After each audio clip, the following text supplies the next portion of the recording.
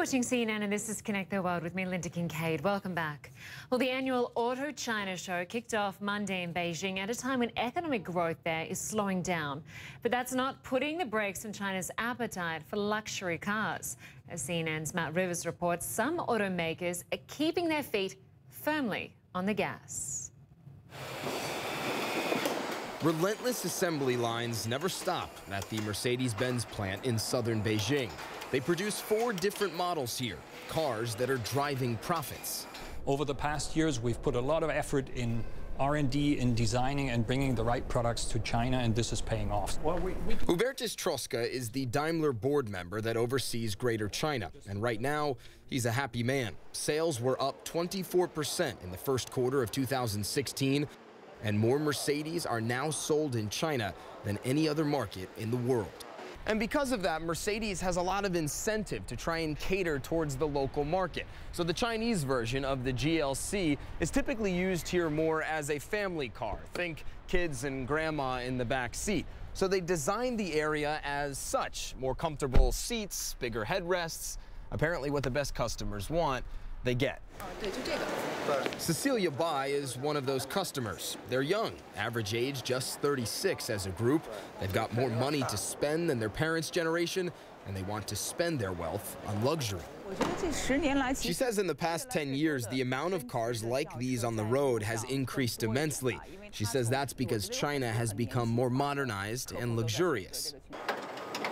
But Mercedes' record profits come at a time when the broader economy here isn't doing all that great.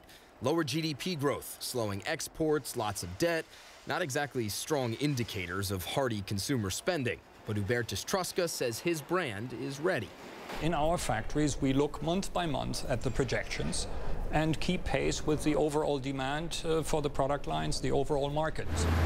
There is some thought that the broader slowdown hasn't yet hit consumers, that waning growth takes a bit of time to affect people's spending habits.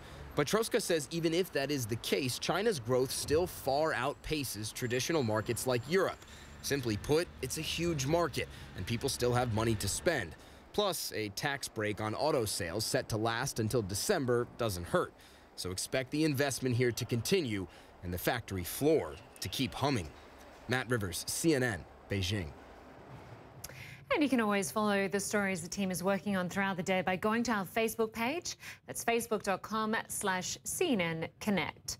Among other things, we have a story on a possible yacht of the future, one that can fly. You can also get in touch with me on Twitter. You can tweet me at Lynda Kinkade.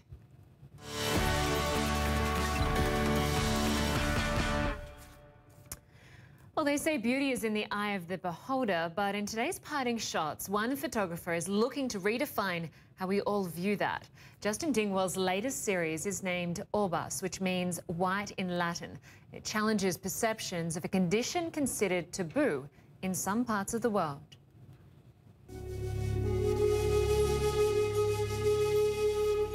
It began as an interest to capture something not conventionally perceived as beauty.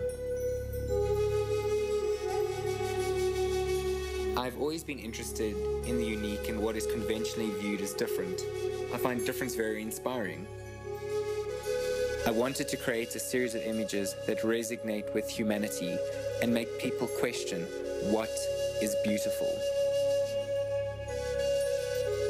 The series developed into an exploration of the aesthetics of albinism in contrast to the idealized perceptions of beauty.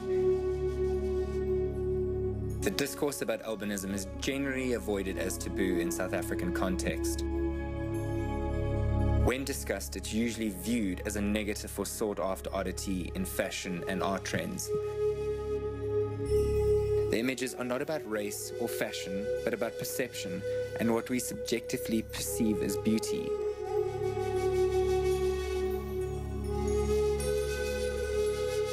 There is a beauty in difference, and I hope through my work to inspire people to embrace this difference and to reinterpret their ideals of beauty. My name is Justin Dingwall, and these are my parting shots. I'm Lynda Kinkade and that was Connect the World. Thanks so much for joining us. My colleague Robin Kono is up next with an edition of the International Desk. Stay with us.